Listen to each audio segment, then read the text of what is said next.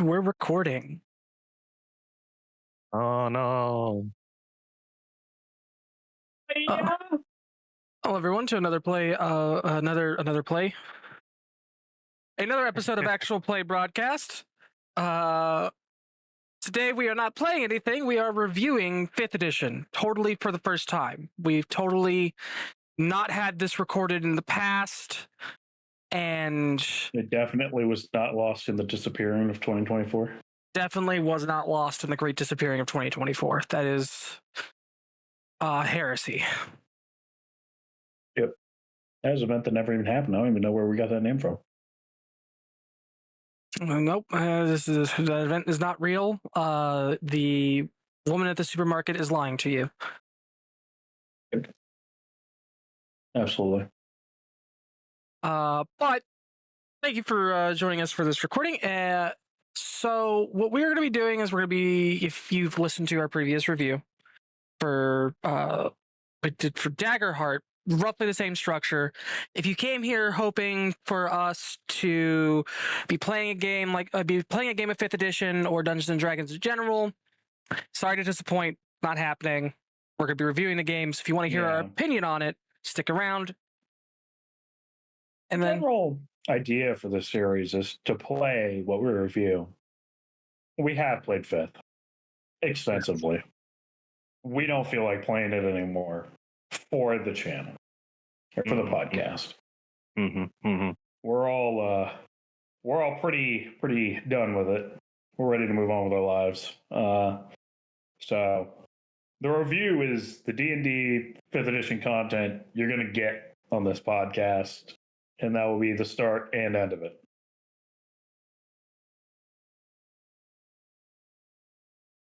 Now that your expectations have been tempered, listener, if you want to continue to, that's a hint of some of our opinions on 5th edition. Mine that was pretty neutral. Like, you can like something and just be done with it. This is true. But this is true. There was a tone of vitriol in your voice. I tried. Veiled vitriol. We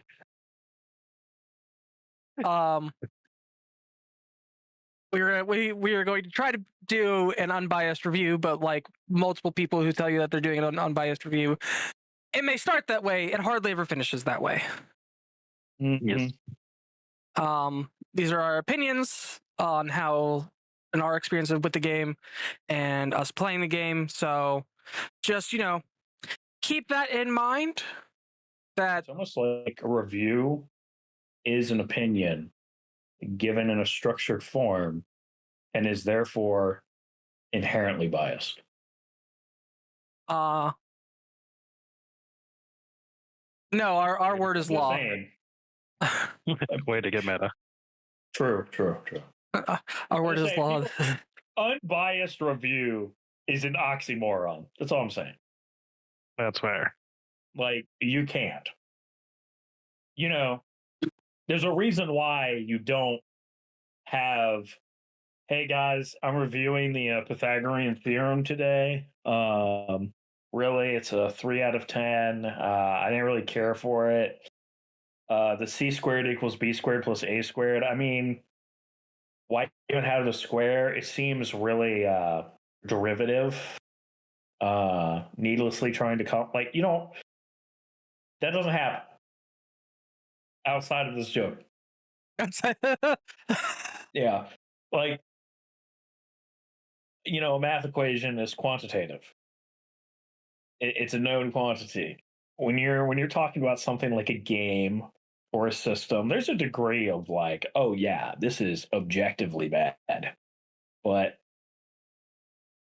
it takes either a severe amount of effort to be that bad that it is objectively bad, or way below the mark in effort to be objectively bad.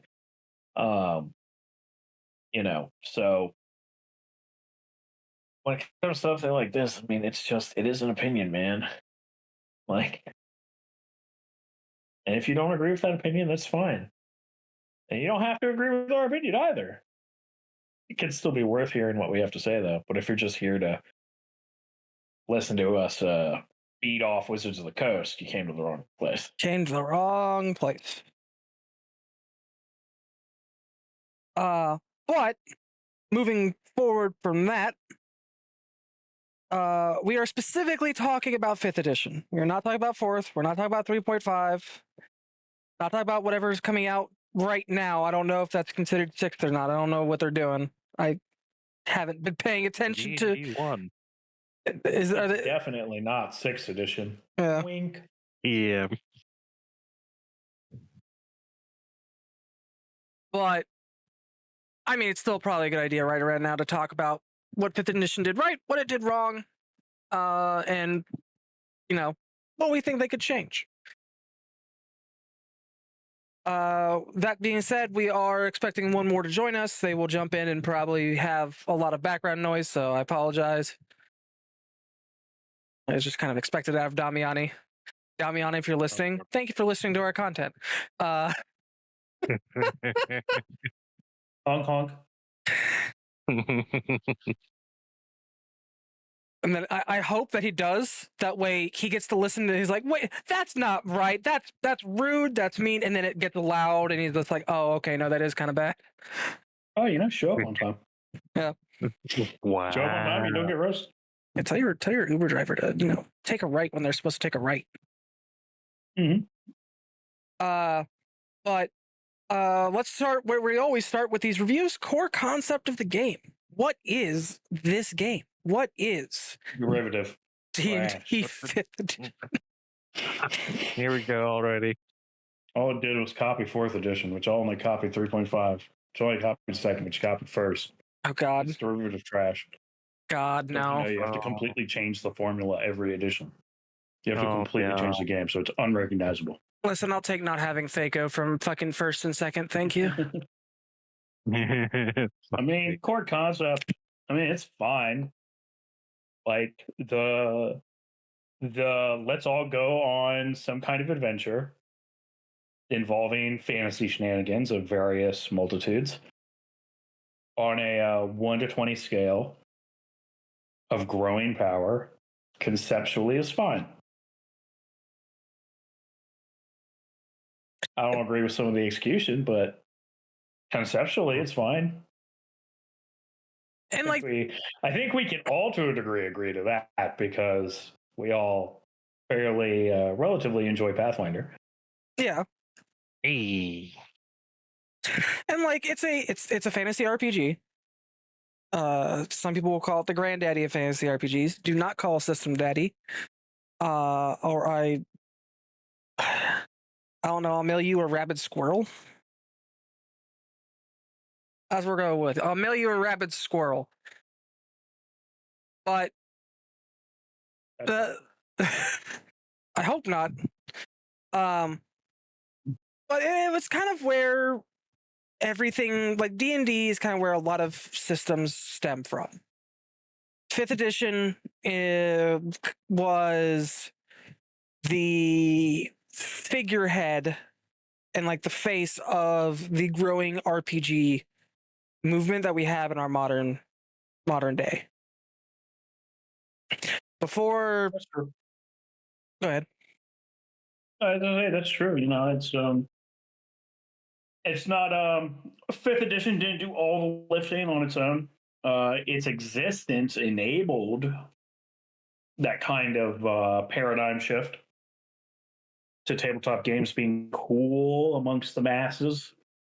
But I mean, let's tell how it is. They had help. I think we have to acknowledge Critical Role played a significant role in doing that by mass market appeal of, let's have famous voice actors do funny voices while playing D&D.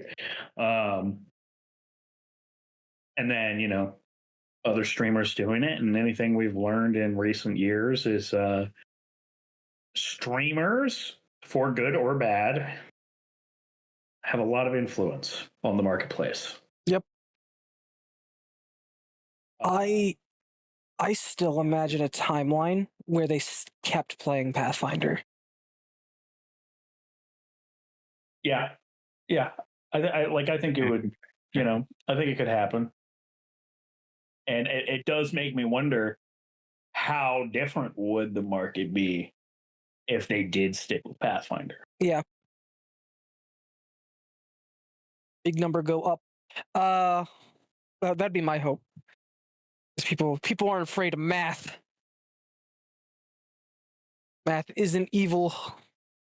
It's neutral. Used for good or evil. Unfortunately, there will always be people who are out there that are afraid of 1+1. And like that's one of the things like D&D does well. Is it eliminates large swaths of math. Yeah, It simplified the RPG formula down to, I don't want to say it's base components because that's what like Powered by the Apocalypse does. But it took a lot of mechanics and said, is this necessary? No. And then stopped asking questions and threw it out. yeah. I think that's something worth diving into. Is like this.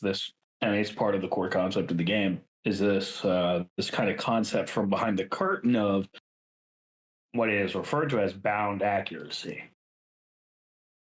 Back in the day, you would have ranks for your skills. You would have your attribute bonus. You would have, class skill bonuses. And then other bonuses from like either various traits or class things. So you would have a lot of different types of bonuses being factored into a skill. And you would have these numbers that would not exponentially, but would steadily grow as you leveled, where, having like a +12 or a +20 in a skill was not strange. But bounded accuracy said, let's rein this in. Let's bring things into a set threshold that kind of limits the potential, how potentially high you can roll, and bring that average result way down so that now it's, if you're getting a +12, you're probably a fairly high level character. So now everything in the game is affected by this. Armor class is limited. It does not scale as high as some of these other type systems like 3.5 or Pathfinder. Your DCs for saves are also reduced. You don't have crazy high DCs anymore. So everything is brought down. A side effect of this, and one of the main reasons for me personally why I don't like 5th edition, is it means every +1 matters a lot more. And you are also far more at the whim of the D20. Because this is a conversation that comes up a lot, is some people really don't like the D20. Some people prefer dice pool systems, and a lot of people are like, why is that? Or does it really make a difference? And statistically speaking, it does make a difference. And it can feel different when you're rolling dice pool against versus a D20. And it's not because, oh, well, yeah, it feels different to roll more dice than one die. It's more about the consistency. Dice pool systems, you have a bell curve for your results. You can, based off of how many dice you're rolling, have a better idea of what your chances of succeeding are. There is low, what is called variance in a dice pool system because of that bell curve of results. The results on the far end or the high end, or sorry, the low end or the high end are less common. The average is more common, creating that bell curve. With a D20, there's variance. There's much more variance because you have a 5% chance to roll any side of that die. Your character's skills have no factor in the result of that die, whereas a dice pool system is typically like, oh, attribute plus skill ranks, and that's how many dice you roll. Now, you have a bonus. Your bonus changes the final number, but whatever the die rolls, it rolls. And it's one die. You can sit there and say, well, statistically, I have a 50% chance to roll 11 or higher. True. Doesn't mean you can count on it all the time. Doesn't mean you're going to 50% of the time of a session going to get 11 or higher, because it's just higher variance. You're just as likely to roll a 1 as you are a 20.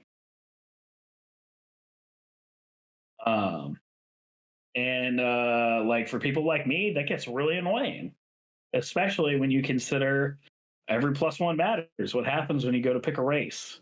And the race has, or as they're calling them now, ancestries. What happens if your ancestry does not give you a stat bonus to the stats that matter for your class? Well, now statistically, you will overall perform worse than other people who are playing ancestries that line up with that class. Because with bounded accuracy, with lower numbers, every +1 now matters more. You just got to think of it like an economy, I guess.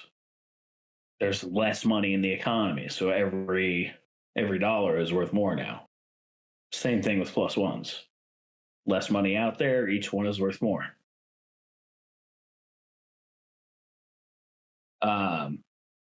Granted, bounded accuracy, like you were talking about, Brandon, pretty good for keeping the math simple. It's just basic addition. That's all it is. Nothing crazy. If you can't do 6 + 4, I have bad news for you.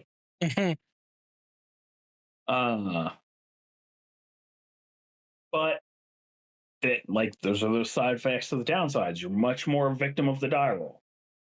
Because your overall numbers are smaller to add to that roll, if you roll low, you being good at the thing may not just matter. And for some people, that's fine. Some people don't care if they fail. Some people don't care if they roll bad all session. But a lot of people do. And, I'm personally one of those people. I don't like rolling bad constantly. I don't like being a total slave to whatever the die result is. I like a degree of predictability, or at least, shall I say, not predictability, but consistency. I think I've talked about this in a review previously. I think I talked about it during the Daggerheart review. But the idea of, I think the example I gave was, who am I going to hire to do my taxes? Am I going to hire somebody who consistently gets things right? Or am I going to hire somebody who it's a total coin toss if they do something correctly? I'm going to prefer the person who's consistent. Same thing with the systems I enjoy. I want something where the dice feel consistent. I don't mind failing a roll. I just want consistency. If my character's good at something, don't let the dice just fuck me whenever they feel like it.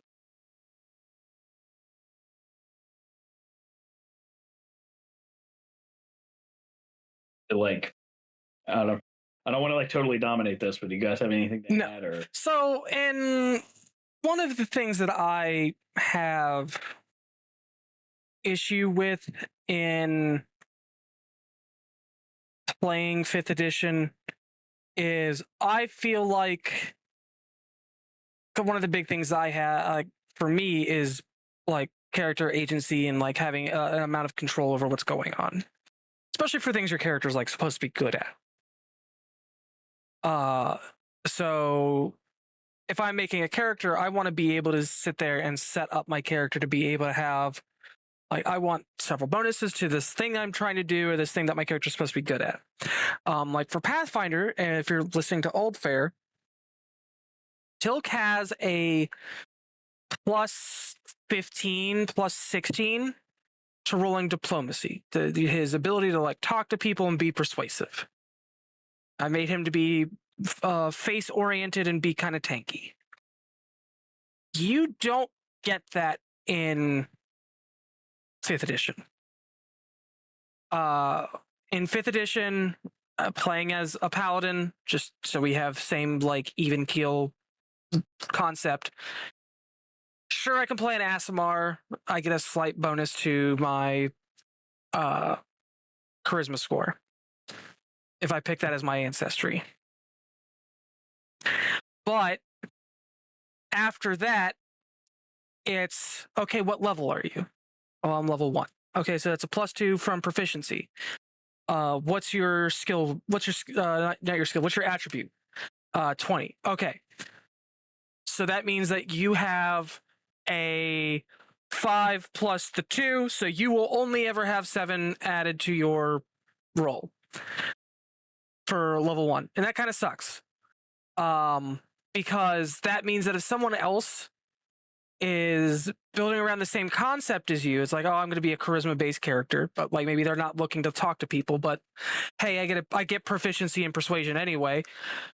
Both of you do the same thing just as well as one another, and like you lose a level of identity because there aren't more options for you to make yourself different. You're just another charisma character that's level 1.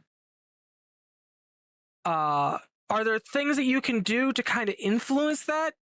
Yeah, but for the most part, you're not getting. It doesn't get very granular. You're either a little bit better at it, or you get to add like twice your proficiency if you decide to like to take a feat, if feats are allowed, which is a different conversation I want to have. Yeah. And so we should. I want to explain a little bit of background here. I have ran 5th edition a lot. Ran it for probably 5 years. Being the only game I'm running, and just different flavors of it, or a tabletop club down in Florida. Yeah, I've ran several times, played a few times. I've played in one-offs. Yeah. I think It's. I don't really feel like I've seen enough of the system to confidently be like I've seen everything it has to offer. Well, oh, go ahead. No, I was just kind of agreeing because out of everyone here that is currently in this part of the recording, I have the least amount of experience playing 5th edition, but it does feel kind of weird with its bounded accuracy. But like one of the most prevalent examples I have is that I at one point was running a game. I had 2 people who wanted to be like hippie nature. That was their thing. One made a druid. One was, I don't want to cast spells. I want to swing a weapon at people. So they made a ranger. Both of them invested a lot into their wisdom. Both of them started at level 3. Both of them had the same knowledge nature score. And it was one of those things that's like, okay, well, that's all there is to it. The 2 of you can make those rolls whenever need be. And like, it feels formulaic. I think it would be the best way to describe it. Once you have a character concept in mind, there is a formula to get the maximum potential out of that character. And going to be honest, with as few options as are available in 5th edition, someone solved it. Yeah. It's you don't get a lot in the way of options. You don't get a lot in the way of being able to diversify yourself. The skill list is reduced dramatically to what it was in previous editions. And the way skills function is, all right, are you skilled in it? Yes, cool. You only ever have a bonus based on your character's level. Is because that's what proficiency bonus realistically is what level are you? Cool, that's your proficiency bonus. Is like divided by 5, that's the bonus you get, or some shit. Yeah. And that just feels bad. Like how it feels to play the game. It's one of those games that has introduced the concept of you want to make sure everybody at the table is playing something different. And because typically with things like fucking Pathfinder, Eclipse Phase, fucking shit, even Daggerheart to a degree, you could build similar characters but them not be the same. In 5e, if you build a character a certain way, they're going to operate that one way. It's not nuanced. You don't have a nuanced approach. You're adding a number to the formula. Yeah.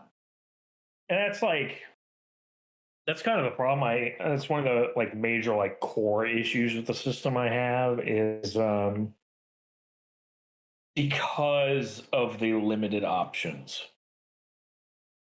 If you like the idea of a concept, but you kind of want to do something different because you've already played this one option, you're actually like pretty limited. You know, even though there is other options, some of those other options may actually access the other issues, the balancing. Some of the other options might actually just suck. For example, I've been a big fan of playing Barbarian in 5th edition. I think Barbarian is probably one of the better designed classes in 5th. At least it interacts with the system as is very well. However, it has one glaring problem, and some people may disagree, and they're free to do so. But in my opinion, the Totem Barbarian is by far the strongest subclass for Barbarian. My first character was a Totem Barbarian, so I was like, "Hey, this is really cool. I dig this. I can actually like feel tanky, and like not have to wear armor and stuff. I can just kind of go crazy." And after playing that, I was like, I really like Barbarian. I'd love to play Barbarian again. Maybe I'll change it up. And it's like going through all the different subclasses, and some of them sound kind of interesting. And then look at how they function and stuff. And none of them feel as good or mechanically seem as good as Totem Barbarian. And it's like, I've sit there and asked, why would I play any of these? Sure, I can do it for character reasons, but what's the point of doing it for character reasons if I'm not going to enjoy it as much as I enjoy Totem Barbarian? And so I don't. And so I end up playing Totem Barbarian again, or I just play another class entirely. But this is a problem that exists across all the classes. The balance is so poor. All the classes kind of have their top few subclasses that are really good.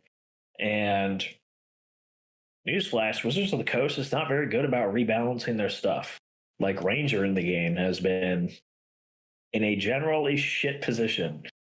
There are some crazy. Yeah.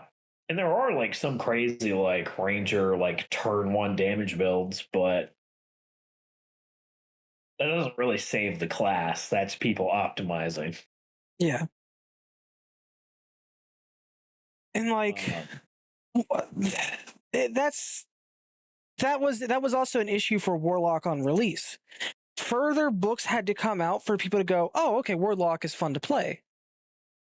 Most people who say, oh, I'm gonna play a Warlock are either playing a Blastlock or playing the Pact of the Blade, where you form a relationship with the sword, essentially, that's tied to like an elder being of your GM's discretion. But that's because you get to play like that up close or like kind of mid-range fighter.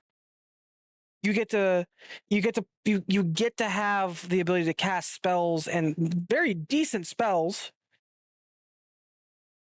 or be able to like play around in melee. Where if you did a blast lock, it's I fucking fire Eldritch Blast at you, get fucked. Because Warlock has a fun gimmick of you always cast your spells at the highest spell level you have access to. Mind you, you don't go all the way up to 9, but that's neither here nor there. The other options just kind of don't do anything. A Warlock has to kind of stand on its own 2 feet as a class where all the subclasses just don't do anything until Pact of the Blade came out. Yeah. Paladin, there's like two Paladin ones that are played. It's Oath of Vengeance or Oath of Conquer. There are other people that will play the other versions of it, like myself and Damiani, but it's just not great. It's unfortunately just not the best. And the argument could be, well, it's like, well, don't play what's best, play what's thematically appropriate. And to that I say, yeah, sure. Or I could go play a different game that gives me the ability to have that flavor without sacrificing my ability to operate around the system.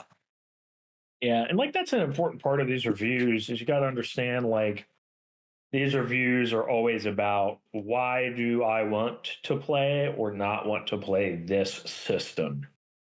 And the answer, like if you're listening to those reviews and you want to answer anything to what we say as just reflavor the abilities or homebrew something, those are not valid answers.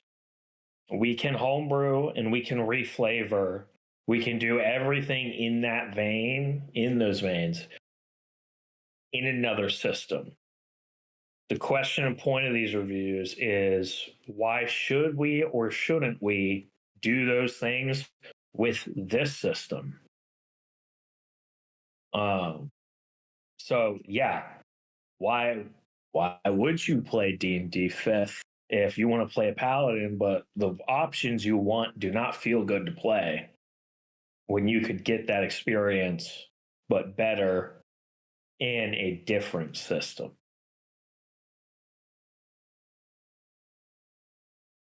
And yeah, go ahead.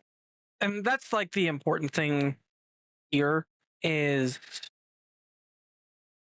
what we think is happening. Looking at the TTRPG landscape is that a lot of people are starting to wake up to that idea. There's other games that are being created. There are rules being homebrewed and then made into entire books by third-party publishers that WotC can't hush and can't shut down. Or people are just playing and making entirely new systems.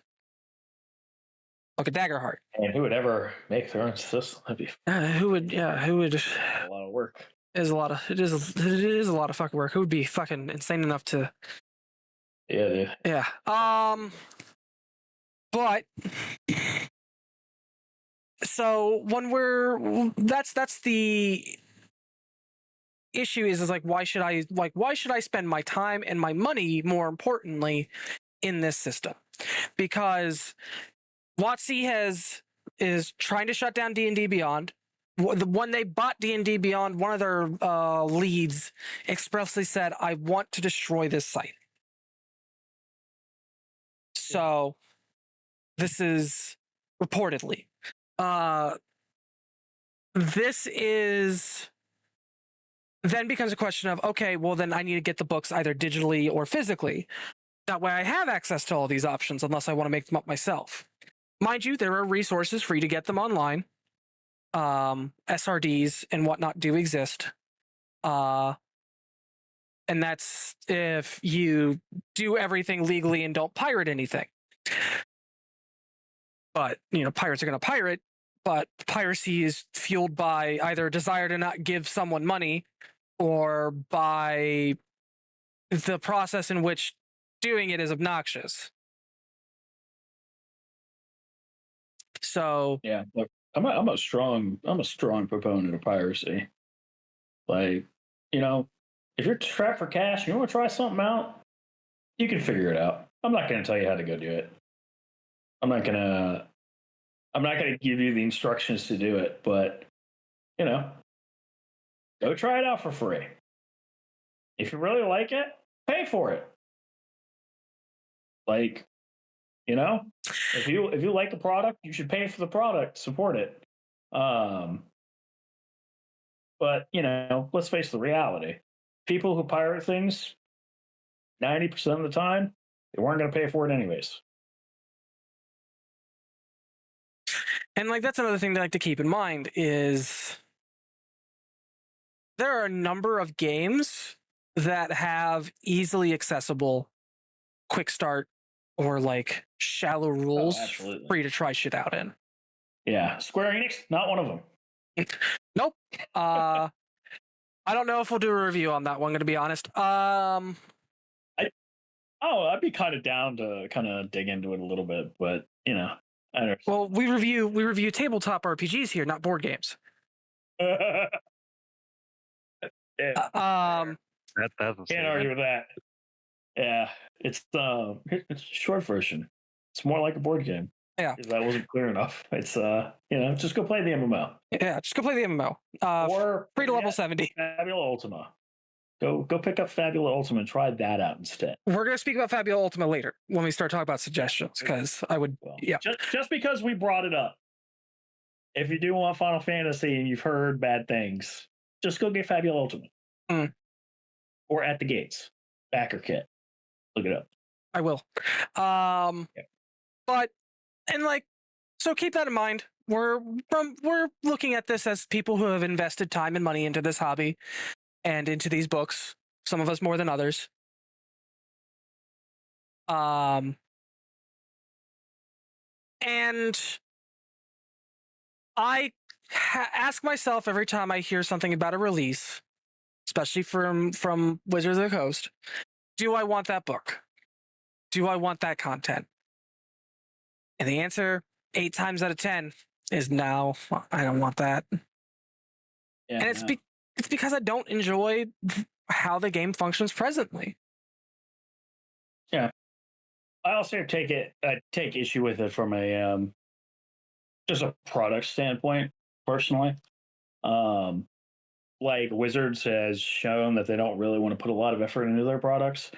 Sure, Spelljammers. They can have a pretty looking cover. Oh yeah, that's what I was going to get to, was Spelljammers. But even before Spelljammers, I was already feeling this way. We get these books that have it's a bunch of stuff. It's 150 pages or whatever. But then it's literally a handful of rules and then a bunch of fluff stuff. Which if you want to put out a fluff book, that's fine. But don't sit there and call it a fucking book with rules and options and shit when you can fucking count how much there is on one hand. And Spelljammers was one of the most egregious examples. And most of the fluff they gave you was, hey, DM, you figure it out. Why the fuck would I pay $60 for you to tell me figure it out? I'm paying you to tell me how does X work? How does Y function? When should I do Z? That's why I'm paying for this fucking book. You're going to tell me how to figure it out for $60? Fuck me running. And then you're going to give me 5 options for my players for the entirety of Spelljammers? Come on. I'm sorry. If you paid for that book, you got fucked in the ass. That's just the brutal honesty. That's why I don't pay for Wizard books. Fuck that shit. Why I don't play 5th. One of the many reasons why I don't play 5th. It's insane. But also kind of reconnecting back to the fucking options. With some of the options not being good. There's been a very real amount of power creep. as a core part of this game. As more books have come out, when options get added, oftentimes the options are way stronger than other things or way weaker. It's a total mess. They put out test documents for the Mystic or the Scion or whatever the fuck they were calling it, their psychic class. But they, instead of making multiple psychic classes like they did historically, they tried to cram everything into one class, and surprise, surprise, it was crazy busted. And then we never got the psychic class at all. We just got subclasses instead, which were, as I recall, they were all very underwhelming. Like, they're flavorful, but underwhelming.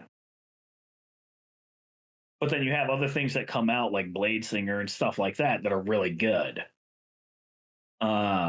And so if your play group is very adamant, like, oh, you need to buy the book to play these options, man, you're getting fucking reamed if you want to play one of the new options. You got to go buy an entire book just for this one option, and you're paying $60 for a book that barely has anything in it. It's horrendous. Like, fuck, people want to complain about Shadowrun books being like really sloppy with like a bunch of errata issues and stuff. But damn, at least they got fucking rules in them. Yeah. Some of the rules aren't necessarily like the most functional, but fuck, at least they got them. At least they tried. Wizard said, here's your fucking slop, dude. $60. Here's a new spell, maybe 2 new subclasses, and maybe another elf variant. You're welcome. Yeah, because everyone wants more fucking elf variants. Yeah, that's what we really needed.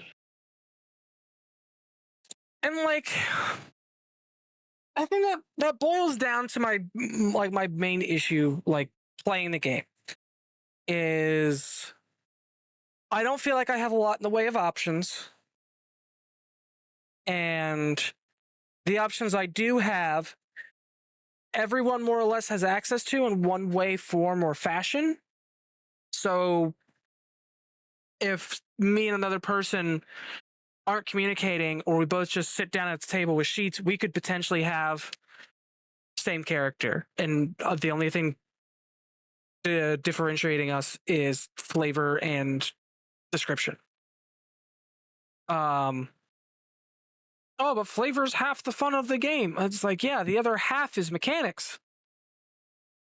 Yeah, and I think that's like an important thing to note is even when you do discuss and you agree, oh, you know what? Yeah, I can play a paladin. I'm going to do this subclass. Oh, well, I'm doing this subclass. And so you're playing different subclasses. At the end of the day, you're both still playing paladins.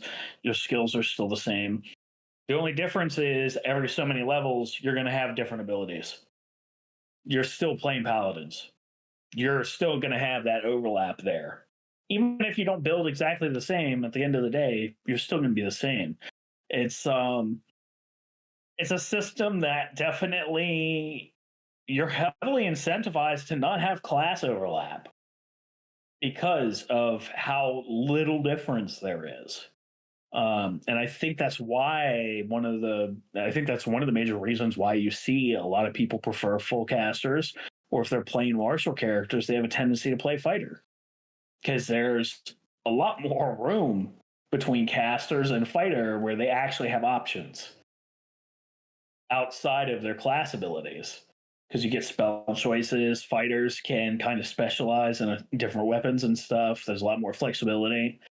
But you play a barbarian, there's only so many ways to slice that apple. You play a rogue, same thing. There's only so many ways to go about it. You're kind of, you could argue, fighter still kind of puts you in a box with fighting style, but at least that's like another choice you get to make. But like in general, you're kind of put in a box, and if somebody is sharing that box with you, well, it feels awfully cramped.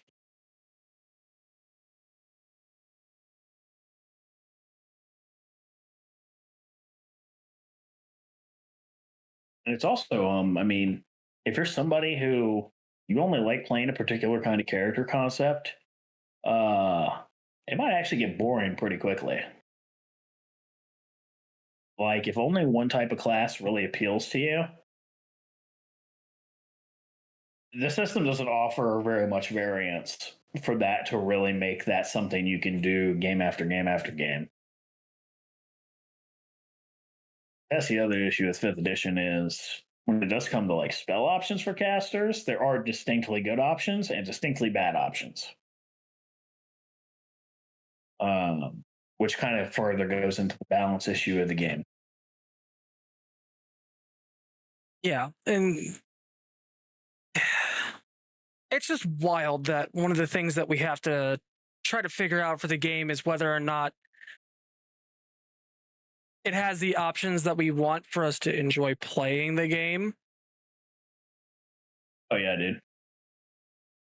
Like, that's been one of my big examples of like you don't have as much flexibility in the game. Is I had a character concept for Pathfinder game which was not even directly related to class. It was partially, but just playing an intimidation character who in combat would go for crits and would use the crits to intimidate people with dazzling displays from having the crits. And I could also like do other things to do these displays as well, but crits was a really good way to like build it into the active fighting rather than stopping to do this thing. And then like building up so much fear in the enemies throughout the fight that they would flee potentially. And you realistically cannot build that in 5th edition. And some people will be like, oh, well, if your DM could let you do it if you just roll intimidation checks in combat. And it's like, yeah, but there's no rules to advocate that. So I'm not counting that. There's no rules for it. This is something I could do within the bounds of the rules as described by the system. Can't do that in 5th. There are other concepts too. It's not just this one. But it's a prime example of the system is limited in what you can do. And, like you said, Brandon, it kind of sucks to sit there and be like, can I even make the thing I want to make in this?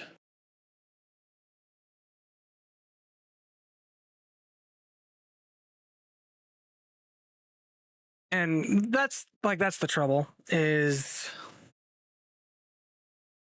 that's my issue with running this game as well, because I want to talk about like what it feels like to run this game.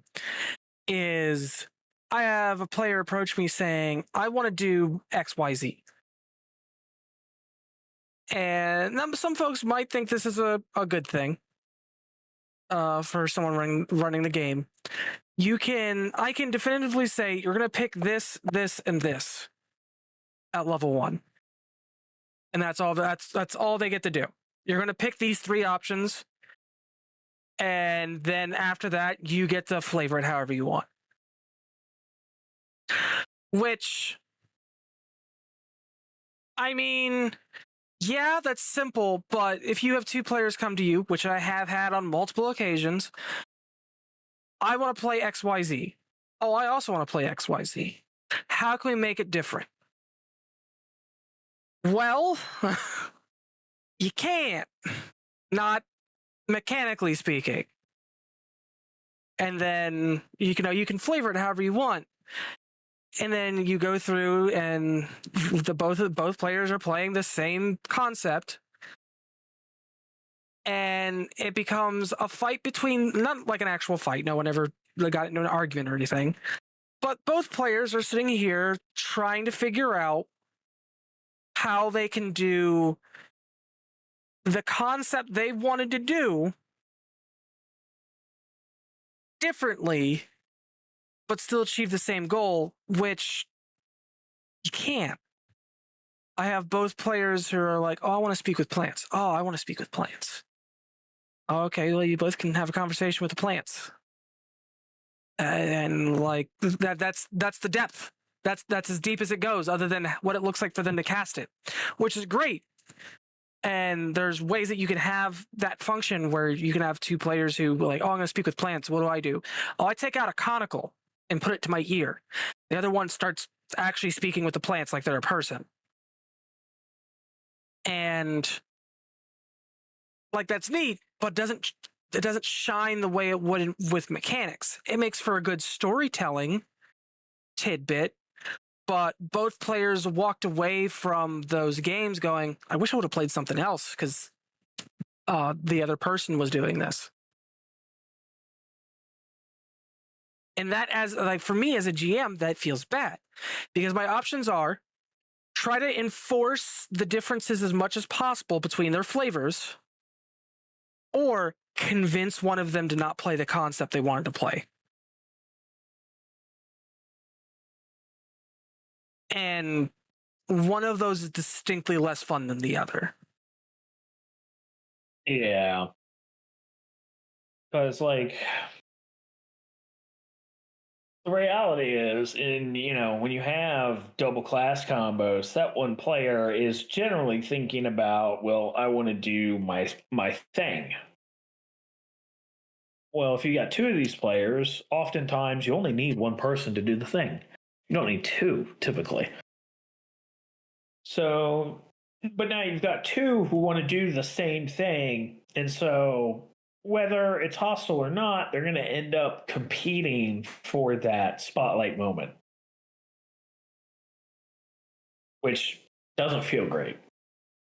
Most sane players would agree that everybody should get to have their moment. And it shouldn't have to be a competition for it. But then, like you said, Brandon, it also fucking sucks to ask somebody to not do it, to not play the concept that they want to play. And it goes back to that. You pick this option, you're in a box. You're very limited on what you can do. Which is, to a degree, true that most D20 leveled systems are very... You pick a class, you're kind of locked in. But, I mean, we go back to older editions like 3.5. We go to Pathfinder. While you're still in a box for a class, thematically, you also have a lot more options. There's a lot more wiggle room to differentiate yourself. You could have two druids, and they have different approaches to things. You could have two rangers, and they are different builds. Especially so with fighters, wizards, barbarians. There's so many options to do things differently. That's something that's not available here in D&D 5th. Your options to differentiate yourself are so few, it's stifling. And you're talking an average table has anywhere from 4 to 6 people at it for players, aside from the DM. And sure, there are enough classes to cover that comfortably, but some classes are definitely more popular than others. And what happens when, 2 or 3, well, probably not 3, but like what happens if 2 of your players are kind of like, well, I wanted to play this, but so-and-so is playing this. My second top choice is already taken. My third top choice is already taken. And nothing else is really sounding fun to me. How are you supposed to resolve that? Sure, you can talk to the other players who've picked those options. Maybe they're willing to switch to something else. But it's just not fun to have that conversation. Like, in my opinion, an ideal world, or an ideal system, I should say, would be able to put the book in front of people and be like, hey, make what you want, play what you want. Maybe you want to discuss like general archetype overlap of just like, hey, so-and-so is doing combat, Timmy, Jake, and Cassandra are doing combat. Maybe the rest of us shouldn't go super hard combat focus. Or maybe you all decide, yeah, fuck it, let's just fight. Fighting is the answer. that's fine. Like that's a cool conversation I'm down to have. But man, let people play what they want. Just have a design space where people can play what they want.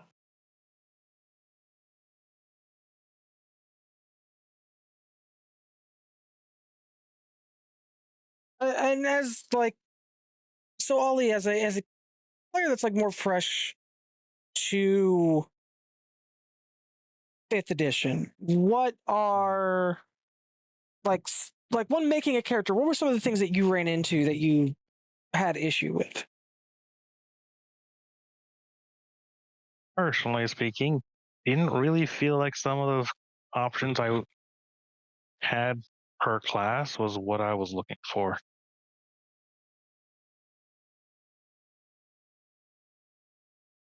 Ranger. Are you talking from a class fantasy perspective, or is this a just you couldn't find a good mechanical representation for what you wanted to do? Like, could you just elaborate a bit on what you mean? Yeah, no, it's a bit of both, really.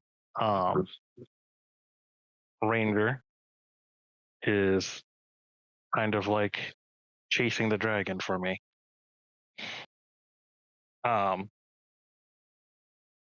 Fifth edition didn't start off with having a very good setup for Ranger. None of the classes or none of the class skills and abilities with the archetypes that they had out for it, like Beastmaster and Hunter. Was it Beastmaster and Hunter, or was it Monster Hunter and Hunter? I can't remember. Yeah, in any case, a lot of that didn't feel it didn't feel like the Ranger I was envisioning. It only felt like pieces of the whole Ranger instead of Ranger as itself. Yeah. It also felt that like Ranger was being very, very stuck niche into one specific setup, at least up until other archetypes of Ranger started popping out. And it didn't fit the vision that I had of playing a Ranger. And it didn't really fit or feel like mechanically it was something that was competent when put next to other classes. That's Like, fair. yeah. Technically, a fighter can still out damage a Ranger. A rogue can out Ranger a Ranger. Barbarians can out Ranger a Ranger.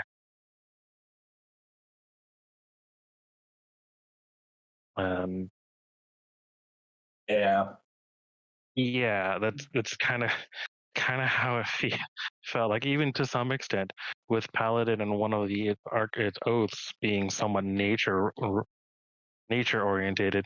You could have a Paladin out Ranger a Ranger. Yeah. Didn't quite feel like the fighter druid hybrid that they clearly intended it to be. Mm-hmm. And honestly, I think one of the biggest issues with Ranger in these systems in general. Mm-hmm. Is they keep trying to include spells in Ranger when you don't need to do that. No. Spellless Ranger Spellless Ranger is a very common homebrew class across various systems. A Ranger doesn't need spells. It's not part of the key identity, but I know people do it, or they keep doing it because they're trying to emulate Aragorn, and it's like, oh, Aragorn has Elven healing, which means Ranger needs to have spell slots. And it's like, no, stop it. We could Bonk. Aragorn had a crafting feat for healing items. Okay, Ranger doesn't need spell slots. Yeah, and like I keep saying, spell-like abilities is probably the furthest I would go Yeah, without like giving it too much. exactly. There are other ways to accomplish that sort of effect, and they kind of just Yeah, because shove spell slots and here's some fighting style or what the fuck ever. Yeah, here you go. realistically, I as much as the idea is it's supposed to be a cross between a druid and a fighter, it doesn't Yeah, actually come across that way. It's more of a cross between a druid and a paladin. yeah, yeah. I definitely get that vibe. Yeah, and but it just doesn't feel anything like, because realistically, I keep trying to find ways to make it somewhat viable, and keep trying to find ways to actually play ranger in any fifth edition game, simply because the only ranger I feel comfortable playing is a gloomstalker. Yeah, I mean, It- Gloomstalker is one of the better subclasses because some of the subclasses are garbage. Yeah. And it being on a class that is already struggling, yeah, I mean, you're kind of forced in that box of pick one of the good options. I think it's Gloomstalker or Horizon Walker, I think are the top two subclasses, if I recall correctly. Yeah, and just by looking at it without really reading into it or looking at any forum posts or any guides of how people build their stuff, it just reading it, it's like, yeah, you look at it and it's like, this has these abilities, these have these abilities, these two subclasses have more versatile skills than some of the other subclasses. Yeah. And like, that's been a big problem with it, with Rangers specifically. And I think a lot of the game, in a lot of senses, is that there is this really weird balancing of uh, general flexibility versus specialization. Yeah. Ranger was like overly it like that's kind of always been Ranger's issue is that it wants to be the specialized hunter of a specific thing, which I think is a really like a bad idea outside of very certain campaign types. Mm-hmm. Or you have other classes that are just very versatile, like Fighter's very versatile. Ranger is not, unless. But yeah, I mean, you have to play an alternate version of Ranger from other rule books to get some versatility where you can actually change your your target essentially. Because it used to be you picked a favorite enemy and they had to change it because it was way too limiting. Go figure, locking in your favorite enemy for 20 levels while occasionally getting to pick a new one. I pick Orc. We haven't fought an Orc in fucking 5 levels. Yeah, like, it sucks. I want to fight the undead. Well, we're going into an area that doesn't have undead. We're in a different plane of existence. Yeah. What do you mean? Yeah. Fuck, if you're in a planar travel campaign as a ranger, just stop. I was gonna say, imagine playing Ranger in Oldfair. That's in Pathfinder, and that would still be pretty fucking rough. Yeah. Yeah, honestly, I thought about it, and I would actually have to choose a class that didn't have magic, or substituted those certain abilities that would just get me stuck with dead skills, basically. Yeah. Or I choose the better option, Slayer. Oh yeah, exactly. That's why I was like, I don't play Ranger. That's not a good idea. Like undead are going to be a thing, but I don't play Ranger.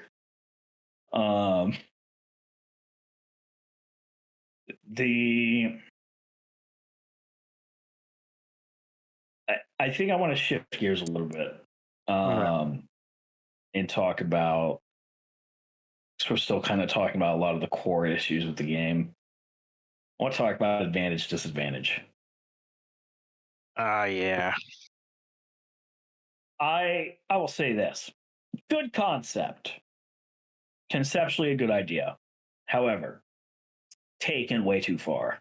Yeah. What I mean by this, every fucking condition in this game gives you advantage or disadvantage. Which means at a certain point, it doesn't matter how many conditions you have. Because by the end of it, you either have advantage, no advantage or disadvantage, or disadvantage. Like, oh, you've been blinded, deafened. Okay, you have disadvantage to perception checks. You have disadvantage to attack rolls. Or better yet, here's a better example. You've been blinded. You know, you can't see. Because you can't see, you have disadvantage on attack rolls. The enemy is also invisible. You have disadvantage on attack rolls against them. The enemy also has blur. You have disadvantage on attack rolls against them. You're poisoned. Also, the room is dark. You have disadvantage on attack rolls against them. You've been poisoned. You've disadvantage on attack rolls against them. Yeah. You know, you have a severe concussion. You have disadvantage on attack rolls against them. Great. Roll twice, take the lowest. It doesn't matter how many conditions you have. You just roll twice, take the lowest. That's it. Why is it me being poisoned and being blind does the same fucking thing? Make it make sense. I understand this is done to keep things simple and straightforward. However, it reaches a point where the verisimilitude kind of goes out the window. Because, like, sure, you have one condition. Okay, the advantage, disadvantage makes sense. But when you have multiple things going on where it's like, realistically, the environment would influence things, everything ends up boiling down to advantage or disadvantage. And it just kind of becomes tires. Is there a spot where I can stand above the enemy so I can get advantage on this attack roll? Oh, yeah, sure. But also, they're using a long arm. So I'm going to say they have advantage for, you know, attacking you. Or some bullshit like that. Or like, it's. Is it a Tuesday at 4 o'clock in the afternoon, and are they wearing the color red on their shoes? I get advantage. Yeah. Which is also a problem because what ends up happening, and I see this a lot when you're playing a 5th edition game, people start fishing for advantage and disadvantage. They won't even wait for the DM to tell them if they have advantage or disadvantage. They'll start fishing for it, where they're sitting there saying, oh, well, if I do this, can I have advantage? Or if I do that, can I have advantage? Can I have advantage for this or this or this? Or do I have advantage in this situation? And it's like, did I tell you you have advantage? No? Then stop asking. But they'll still keep asking. It's very frustrating. I mean, that or they'll fish for the very few things that actively give them number adjustments rather than advantage and disadvantage, such as Zach's favorite spell, guidance. I swear to God, dude. Like, look, here's the thing. Let me tell you this now. If you're somebody who plays 5th edition a lot and you really like 5th edition, and if you let your players do this, I'm just going to say you're doing it wrong. Like, you know, do what you want at your table, but you really shouldn't let them do this. If they're in a social situation and one of them comes up to the other one and casts guidance on the person who's about to make the negotiation roll or whatever with the shopkeeper should put their foot down and say, get the fuck out. Under no circumstances should a shopkeeper let somebody sit there and cast guidance, nor should a guard, or literally anybody with an ounce of common sense in a world where magic exists. These are people that live in a world where enchantment magic exists. You want to talk about necromancy being bad? How about dominate person? These are spells that exist. If you're living in this kind of world, you do not need to be a wizard to understand magic fucking scary. It is not a stretch that people can use magic to mind control you. If I'm in a business deal or any kind of negotiation with somebody and their buddy casts magic and it's not clear what it did, nope, I'm done, I'm out. I'm not talking to you anymore. I don't need to know what the effect was because it's not readily apparent and you just casted it with no warning tells me you do not have my best interest in mind. And guys, remember, guidance has components. You have to go up and touch the person and cast the spell. People can see that shit. Do not let your players, or as a player, do not just go up and cast guidance in the middle of a conversation. That's insane. Insane. Imagine if that's how that worked in the real world.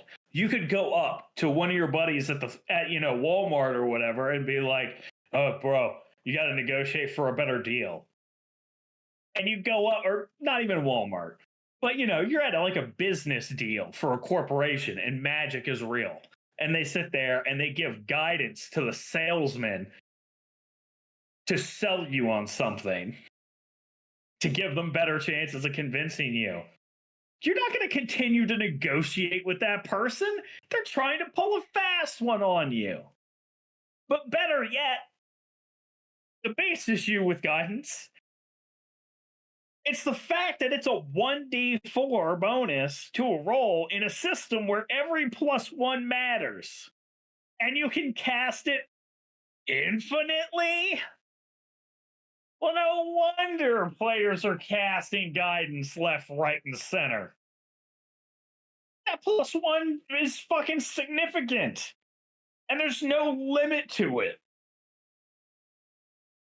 Even if you only get a 1, that's half of your proficiency score for the first few levels. For free, outside of just the cast. That's if you roll poorly. Or whatever. And that's if you roll poorly. I mean, fuck. Brandon's example earlier with the Paladin and Diplomacy was a +7. You could get a 4 on that die. You could get more than half of your bonus to doing a thing on a cantrip. Are you fucking kidding me? Delete the spell. Do not allow the spell at your table. Period. Because your players are going to beg to cast it every chance they can. And if you're afraid to punish them for it, just don't let them have it. Just delete the spell. Or just delete the spell. So now that he's done. All right, now that he's done with that rant.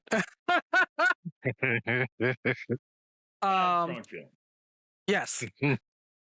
I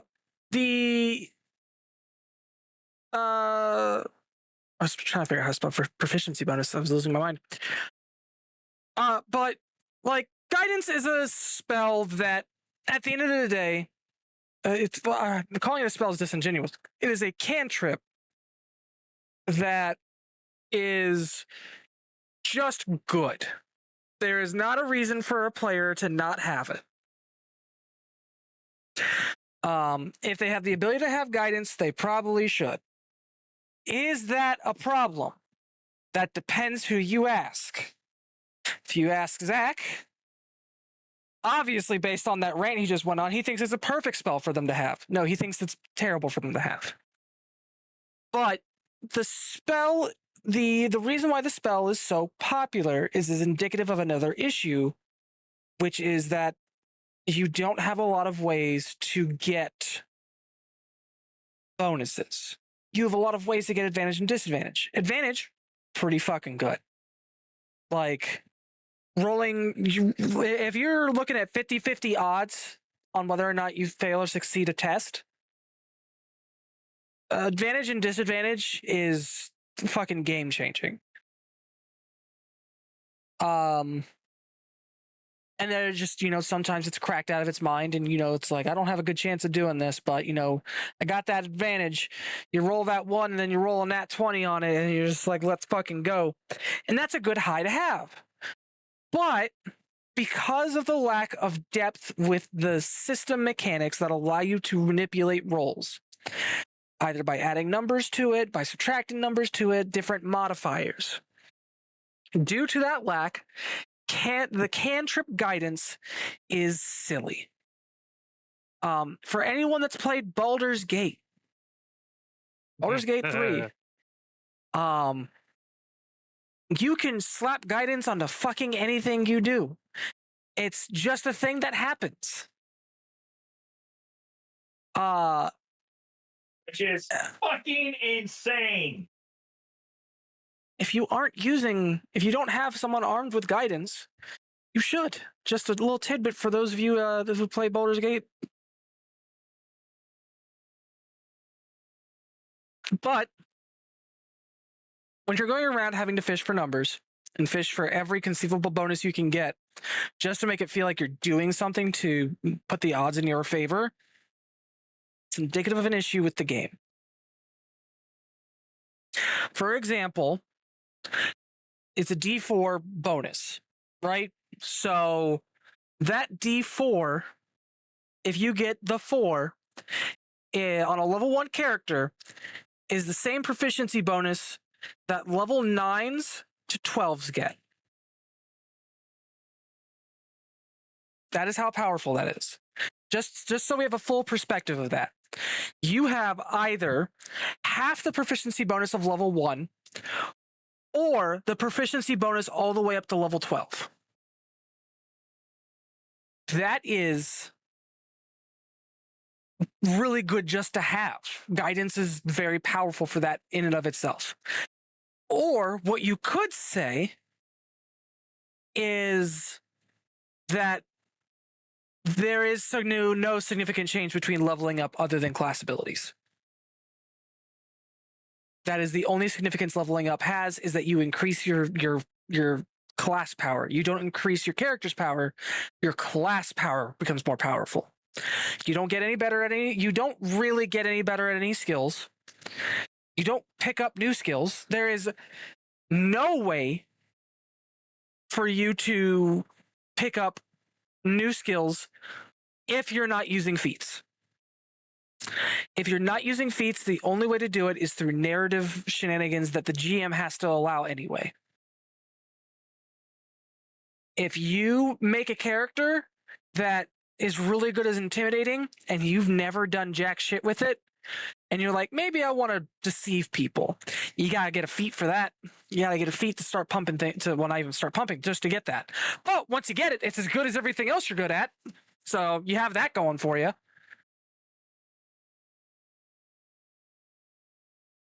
It's like, there's class progression. There is not character progression.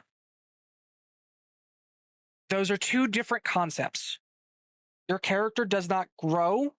Your class grows. You become more powerful. It fulfills, to a degree, it fulfills that power fantasy that you could want. But it doesn't really... all character growth is only expressed narratively, unless you and the GM work out something to make it happen mechanically.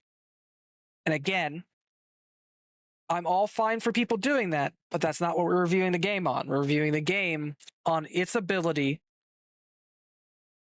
for you and your players to have a good time, enjoy the game, and enjoy the story that you can make with the game.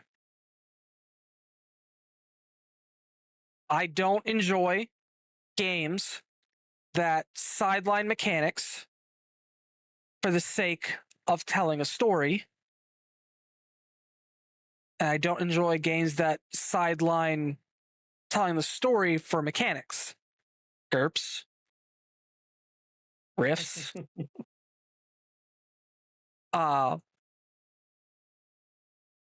a game that says you now have to act this way to get this bonus kind of sucks. Kind of feels bad. Which, to be fair, I'm going to start talking about some positives now about 5th edition. To be fair, one of the things that the system not institutionalized, it removed this concept of being necessary is the idea of your alignment mattering a ton. Your alignment still matters to a degree for primarily storytelling purposes or for some mechanics, such as detect evil. I want to be the curmudgeon and say it wasn't done because it was better for the health of the game. It was done because too many people did not understand alignment and refused to actually learn how alignment worked. Yeah. And people still don't understand alignment. People don't understand alignment in the real fucking world. That's also true. But moving on from that, a number of things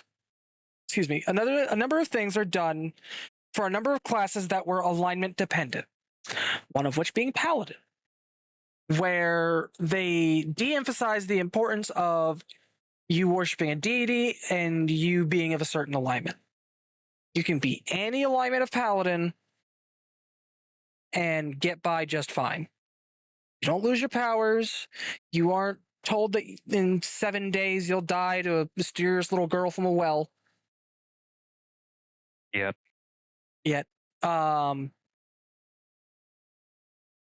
You can just play the class you want to play. I think Sorcerer had to be chaotic in older editions. Either Sorcerer or Warlock, I don't remember. But they also had alignment emphasis that, blocked them from role-playing a certain way. Which kind of sucks. Barbarian had to be chaotic. Monk had to be lawful. Paladins had to be lawful good. Clerics had to share an alignment with their deity. Well, at least in Pathfinder, it had to be within one step of their deity. Yeah. I'm assuming it's probably the same way in 3.5. Yes. Okay. Yeah, it was pretty restrictive. I don't know why a barbarian has to be chaotic. I can understand a monk being lawful, but barbarian has to be chaotic? It's kind of whack. Yeah. And the de-emphasis of those is good. It's a good thing that those are de-emphasized. That way people can roleplay however they want to without mechanics stopping them from doing so or being punished for roleplaying a certain way because of something that a rule in the book said. Mind you, I don't think a lot of people paid attention to that.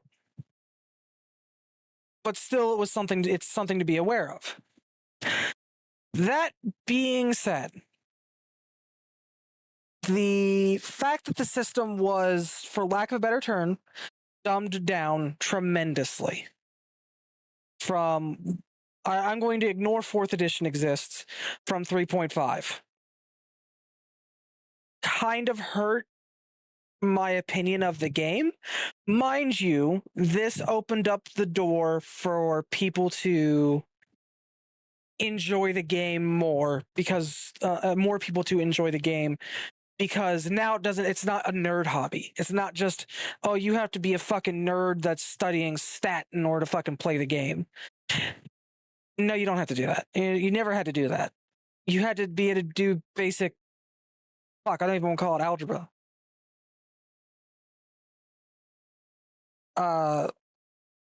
The most math that you do in Pathfinder in 3.5, even in 5th edition, technically speaking, is division. That's the most you got to do. And it's usually divide by half. Or divide in half. So, 113 damage coming your way. Divide by 2, round up. That's what resistance is in 5th edition, baby. They didn't. Yeah. That's all there is. What was it in older editions? What is it in Pathfinder? Oh, I subtract damage. That thing that's easier to do than division. Okay. Yeah. Yeah. Like the game, like 5th edition is more accessible, is the word I'll use. It's more accessible. Is that a good thing? I would argue for the health of the community as a whole, yes. For D&D and my enjoyment of the game, no. I'm happy that this game has expanded the tabletop audience. I'm not happy about playing or running the game, as it feels too simplified and there just aren't enough options that matter.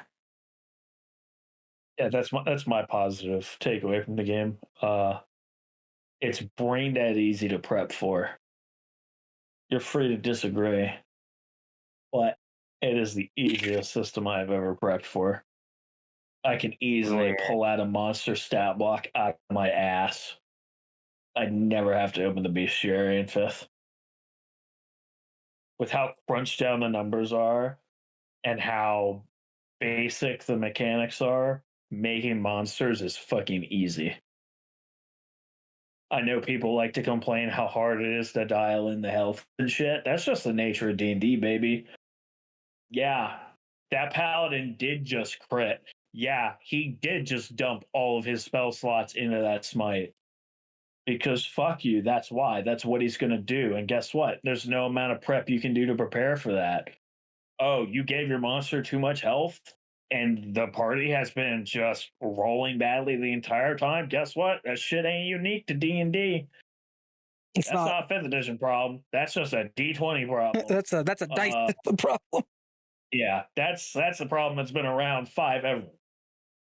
But actually doing the rest of the stats and like the monster mechanics and shit, fucking 5th edition, easy as fuck. I can run 5th in my sleep.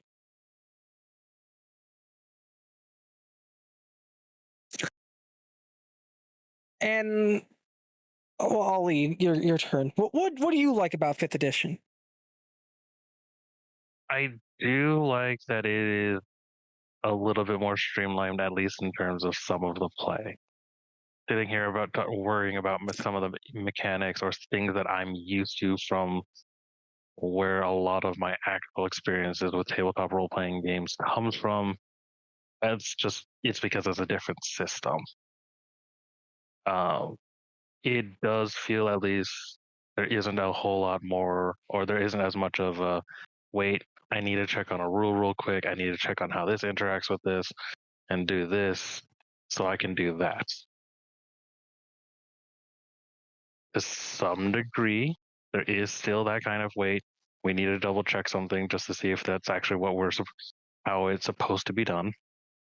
But at least compared to like some other games where my experience comes from Pathfinder, where certain rules interactions can always really blow some things into really, really weird territories. It's there's less of that in 5th edition, and it's a little bit easier to keep combat in check. It's easier to keep role-playing encounters in check, and even to some extent exploration of the D&D world or campaign world much more easier. I like it because it is a little bit simplistic compared to Pathfinder. But I also have a gripe with it because it's more simplistic than Pathfinder. Yeah, I could play 5th edition drunk with one eye covered. Don't think I could do that with Pathfinder. No. Yeah, No. I probably could. Not looking to test that at the moment. But like it being a simple game means it's also very easy to get people to learn how to play, easy to get people to jump in on board, have people jump in, have people jump out.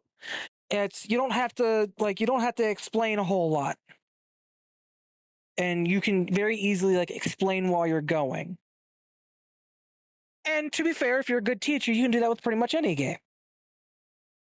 But you don't have to be a good teacher for 5e. You just have to know how mechanics work and be able to confidently parrot that back to people.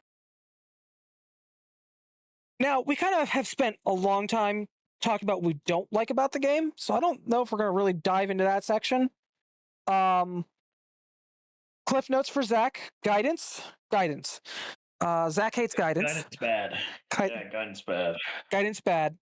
I like the idea of guidance, just with how the system is built, not great. And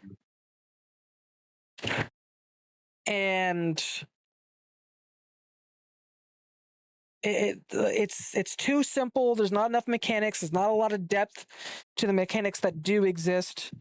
Poison is just disadvantage. Oh, fuck! If you wanted to play like a poisoner, unless you and the fucking GM work together, there's not a good way to be like a poisoner. Oh, I'm gonna fucking do this and either blinded and have minus this, or I'm gonna use this poison instead and slow their movement. That's not a thing. That's not really a thing. I want to play a poisoner. Go play Sword Chronicle Feudal Fantasy. Actually, that's not a bad one, really. Yeah. It's essentially Game of Thrones the tip up. Like, yeah, let's take this opportunity. You want a system where poison's gonna matter? Go for it. Let's take this system. Poison matter more. Yeah. Let's take this opportunity to jump into suggestions we make for other games in the same vein. Literally anything else. Actually, I mean, it does really depend what you're aiming to do. Like, if you just want a very D&D style adventure, honestly, and you're not afraid of math, Pathfinder first. If math kind of scares you a little bit, but you're not afraid of slightly larger numbers, Pathfinder second. If neither of those sound appealing, I haven't looked at it too much myself, but DC 20 looks like a decent alternative to 5th edition so far. I think it's still on Kickstarter at the time of recording. I'm kind of curious to try it out for the podcast. I don't know if we ever will. Maybe not. It's still very much in a playtesting state. It's not even slated to come out until October 2025. There are also other D&D 5th rips that do things kind of differently. I don't know all their names. I think one is MCDM 20 or something like that. Yep. Matt Coville's. Yeah. Some people are liking the sound of that. Like, there are kind of, I don't really want to call them clones because some of them do things differently. They're not just the straight up rips that you found, back in like the 80s and 90s that were just D&D by a different name.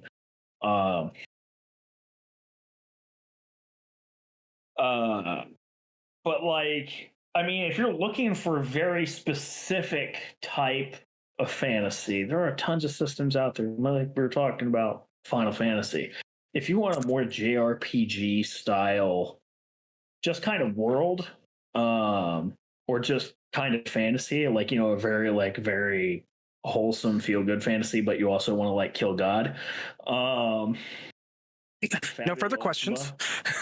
Yeah, Fabula Ultima, also by Onyx Path Publishing on Backer Kit at the time of recording, is At the Gates, which is it's a D10 dice pool system, attribute plus skill, but it's built off of the story path system, which is fairly simple. It's pretty easy to get a hold of and to understand at a basic level. It's not super deep, but it's deep enough that you have options. And they're typically pretty good about giving you a lot of options for making characters. I've seen a little bit of it in action. It seems pretty good. But you know, if you want a more like low magic Game of Thrones type fantasy, there is the literal Age or Song of Ice and Fire role playing system. There is also the updated brand free version by Green Ronin called Sword Chronicle Feudal Fantasy.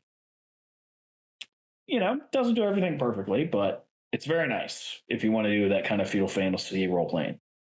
It's pretty gritty. Bludgeon fighters, busted. Poison, very good. Politics, entire systems for it. Yeah. And house management and army management and all that. Trying to think other good fantasy systems. Oh, Luxing. If you want to do like some crazy, like super powered, like demigod anime type shit, Exalted. Exalted is very cool. They're on the 3rd edition right now. It's actively getting books. They're constantly adding new options. It takes a little while because they add fat splats, which are practically like entire core rule books of options for new character types. Imagine, Go fucking check it out if that sounds cool. Imagine if a game did that. Imagine if a game did that. You know, made options. If you want, I intend to have Exalted here on the podcast at some point. Don't know when, but at some point. It was one of the things we talked about. And if you want running, if you want a simpler version of Exalted, because Exalted can be a little crunchy, it's got a lot of options, as a lot of rules. If you want a more trimmed down version of Exalted, there is Exalted Essence, which is out. Go check it out. But I mean, there are so many different types of fantasies out there. I mean, you've got things like Black Void, which is like Middle Eastern meets Lovecraftian horror. I mean, fuck, I'm just scrambling in my head. You have some generic systems like Genesis, which there's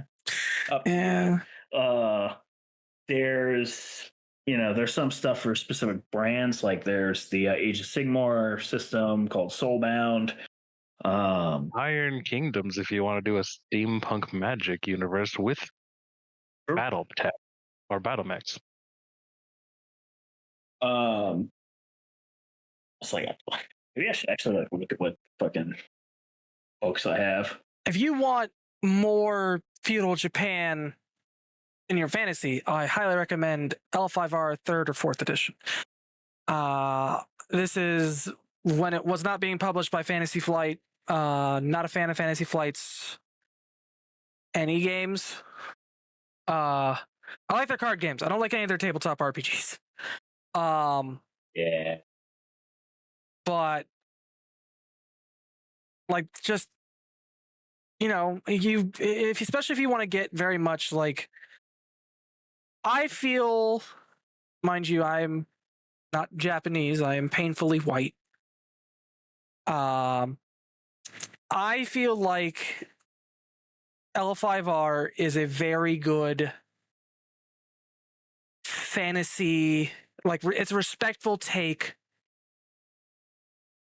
on Japanese culture in a fantasy setting. It's not just, oh, well, we have samurai and katanas. It's very much, no, this is how things function. Things function around honor, about your status. And the book is not afraid to like give you detailed information on like, this is how you play this culture in this game.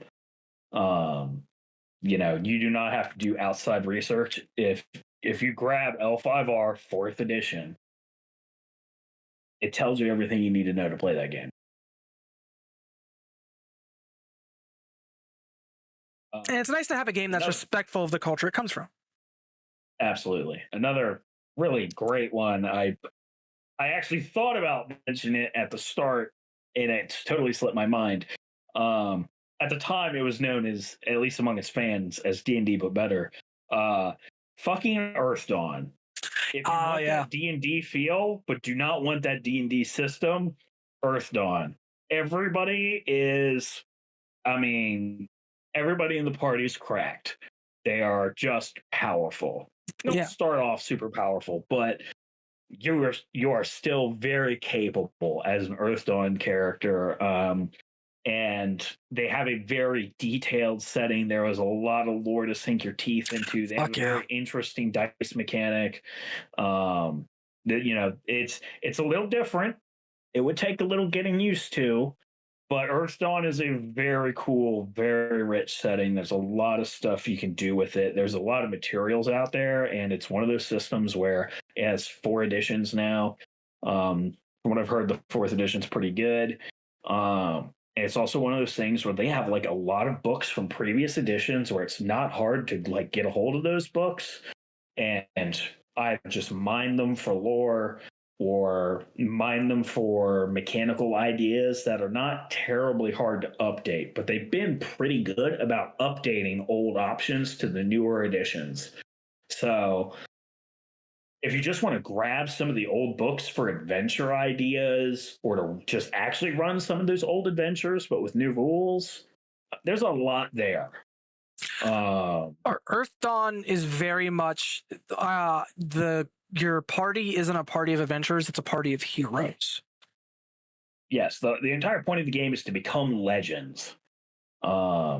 As they put it, you like you can end up having like weapons that you use grow with you, and they can even become legendary items themselves, which is very cool. These are things that are just baked into the system.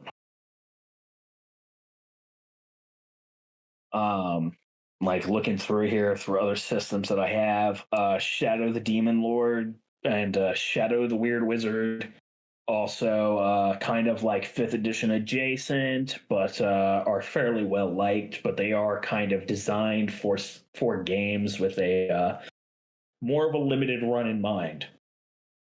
You're not going to get like 3-year long campaigns out of these systems, from what I understand. If you want something that's more there's also the Witcher system. There's also the One Ring if you want to do Lord of the Rings. If you're looking for more urban fantasy, World of Darkness is Changeling the Dreaming is very good. I hesitate to recommend Mage. It's very dense. It's challenging. Mage is definitely is a thinking man's role-playing game. We'll put it to that, and maybe we'll talk about it at another time. Which game was this? Mage the Ascension. Oh God. There's also ours. There's also Scion if you want urban fantasy, where you're playing literal demigods and it scales up to like godhood level powers. If you want cyberpunk fantasy, Shadowrun. We've been playing a little bit. Episodes. Depending on when this comes out, may or may not be out, but they're coming. We also gotta do Shadowrun review at some point. We do. That's like most of my major recommendations at the moment. Yeah, like there is a ton of stuff out there. You just gotta go look. If none of these recommendations sound super great, I mean, just go out there and look. There's a bunch of systems out there, some indie, some bigger.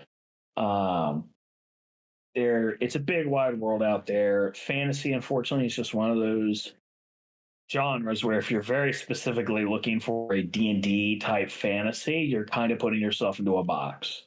If you just want fantasy in general and you're willing to like look for like different tones and themes, then that's when you really start to open up to more options. Because the general like D&D gameplay loop kind of thing is very specific to D&D. Most systems do not like HP getting into the hundreds, and doing some of those things that you can do in D&D. But that doesn't make them any less fun or anything like that. You can still have systems that are, you play very powerful characters and stuff like that. Like Scion. Scion, my god. And Exalted both. Play really powerful characters. And do some crazy shit. Well, I guess final suggestion, if you want to, beat people over the head with rocks or like, shoot at things with bows, maybe do some like primitive magic, paleo mythic, which I also want to have on the podcast at some point. It's a paleo fantasy game. It's got some fantasy monsters. Play some tribes people on a lost continent. Do some crazy stuff.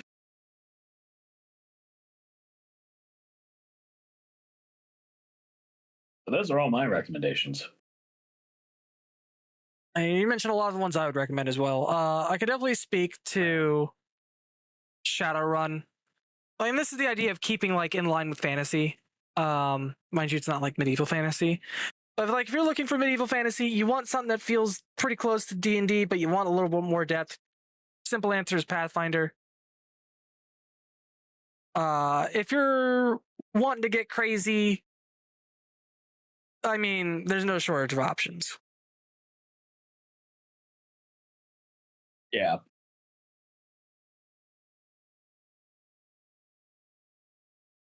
Oh, excuse me. Yeah. It's in general. You want to stretch beyond D&D. Like, for whatever reason you're listening to this, you've only played D&D 5th. There's a ton of stuff out there. You just got to go look and just try things out. There's a ton of different things out there. Crunchy, light, different tones, different themes. You're bound to find something you like that's not D&D.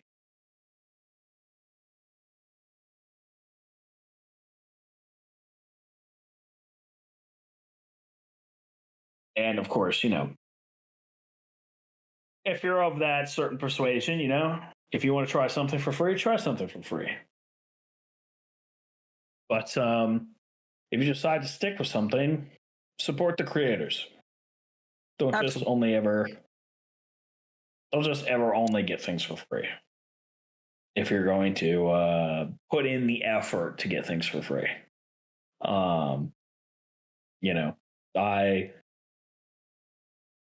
I understand, disposable income for such a hobby can be rough, but I do what I can to fit the systems I like and play onto my shelf. Which is why I like to rate things on a scale of never recommend to spot on the shelf. Which for me, I'll fucking rate it as a do not recommend. Yeah. I would recommend 5e if you're new to the hobby. It's easy to get into, easy to get people to play, easy to teach. Once you all get more comfortable like playing an RPG, move on beyond it. It's your training wheels. That's what 5e is. 5e is the training wheels for RPGs. Now there are some people that only ever run with training wheels. They're called children. But on a serious note, if you're comfortable with 5e and prefer 5e, play 5e. Play what makes you happy. But if you're feeling like if 5e just isn't feeling right anymore, I think it's time for you to take the wheels off and, get yourself a BMX. Yeah. Here's the reality. Whatever the fuck this next project they're calling, whatever they want to call it, it's the next edition. They can call it 5.5, it's the next edition. 5th edition, they're going to drop support for. Which means your only hope for new content is stuff you make yourself or stuff other people are making. And the reality is people will continue to make stuff for 5th, but once this edition is over, a lot of these kinds of creators are going to move on. And less and less and less fan stuff will be made. There's a huge amount of stuff that's already out there. There are tons of people making stuff for it, but eventually that's going to slow down because it's not going to be the system anymore. It's not going to be the current edition anymore, and so even the fan base will slow down in supporting it, because that's honestly just how the nature of D&D has been. Fourth came out. There were people that stayed with Fourth because it was the newest thing for a while. Some people went back to 3.5. Some people were like, well, fuck Fourth, fuck 3.5, we're making Pathfinder. Some people moved over. And that sucked a lot of air out of the room for 3.5. The lack of appreciation for Fourth killed a lot of homebrew potential for that. Yeah. But, homebrew stuff for 3.5 significantly died out with Fifth coming out. Alongside Pathfinder coming out. Kind of took away from 3.5 a bit because people were like, oh, well, Pathfinder's just better 3.5. So it's going to happen with Fifth. They talked about making things compatible across, whatever this new edition is going to be called. But yeah, we'll see how real that is. They want to, oh, you don't have to buy new books and rules and stuff. Bet. Remember, according to Wizards, D&D is under-monetized. They're going to find ways to charge you more money. Meanwhile, just to get my shots in on Wizard while I can, other bit companies will be far more appreciative of your patronage. Like Onyx Path. Or honestly, just anybody that's not Wizards, for the most part, really. You will almost certainly get more bang for your buck than any Wizards of the Coast book.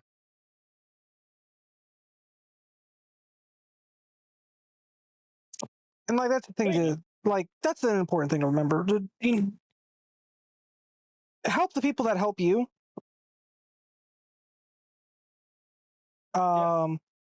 Honestly, I think WotC likes making money more than they enjoy making a game that's fun, which is problematic in my personal opinion. Yeah. Look at Onyx Path. Every once in a while, they put out I think it's like every couple months or something. I'm not sure what the entire release schedule is, but every once in a while, they put out what they call tasty bits. They're essentially tiny little, couple page, little things that are like, hey, here's this, idea of a thing that you can run in a game. For Aberrant, they added the, what did they call it? They added an organization with some details about the organization, but it was like a pro LGBT organization for aberrants in their Trinity Continuum aberrant setting. And they just put that out for free. It wasn't a whole book or anything. I think it was a couple pages or whatever. But it's just talked about the organization, what do they believe in, and what are they about, and all of that. And then they don't have to do that kind of thing, but they do. And they didn't do it just for press or whatever. They do tasty bits regularly. They'll put these little things out for free that are just cool little things you can use for their games. Just saying. You see Wizards doing that? Just saying. And Ali, your suggestions. I don't really have any more suggestions than what's been already suggested. And unfortunately, don't really play a lot of other tabletop games. I'll change that. That's actually why I'm part of the group, actually, to get that changed. We're working on it. But I think with that, we will wrap up here. So thank you, Ray, for listening to us more or less rant about our issues with 5e. One of these days, we'll actually have a system. Well, we did the Alien review. We had positive things to say about Alien. I feel. I mean, yeah. I don't want. We had positive things to say about Alien because like there were positive things to say about Alien. Yeah, yeah. I was just thinking for a second. I had kind of forgotten we had already done the Alien review, so I was sitting there thinking like, man, one of these days we're gonna have like a system we're gonna be happy about that we're reviewing. But no, we had Alien. But yeah, I mean, we're gonna be. There's more reviews to come once we like get to play more stuff. Speaking of which, I need to talk to you two specifically regarding that because there's kind of a general review I want to do on a certain thing, but I know a lot of people that are in the group now are kind of jaded and may not necessarily want to play it. So we're gonna have to. I think I know what it is. With that, Yeah. thank everybody for listening. We hope to have you on the next one. All right. Bye.